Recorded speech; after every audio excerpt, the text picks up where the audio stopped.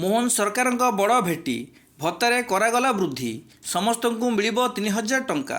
ବାର୍ଦ୍ଧକ୍ୟ ଭତ୍ତାକୁ ନେଇ ରାଜ୍ୟ ସରକାର ନେଲେ ବଡ଼ ପଦକ୍ଷେପ।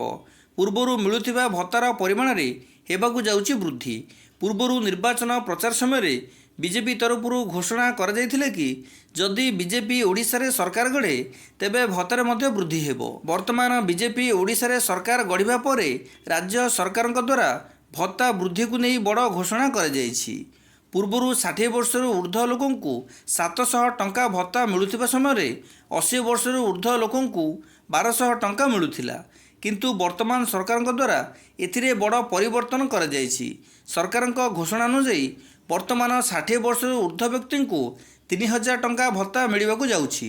ଏହା ସହିତ 80 ବର୍ଷରୁ ଉର୍ଦ୍ଧ୍ୱ ବ୍ୟକ୍ତିଙ୍କୁ 3500 ଟଙ୍କା ଭତ୍ତା ମିଳିବାକୁ ଯାଉଛି। ତେବେ ରାଜ୍ୟ ସରକାରଙ୍କ ଘୋଷଣା ଅନୁଯାୟୀ ତୁରନ୍ତ ଏହି ଯୋଜନା ଲାଗୁ ହେବାକୁ ଯାଉଛି। ତେବେ କେବଳ ବାର୍ଦ୍ଧକ୍ୟ ଭତ୍ତା ନୁହେଁ ବରଂ ବିକଳାଙ୍ଗ ଭତ୍ତାରେ ମଧ୍ୟ ବୃଦ୍ଧି କରାଯାଇ ମାସକୁ 3000 ମିଳିବ।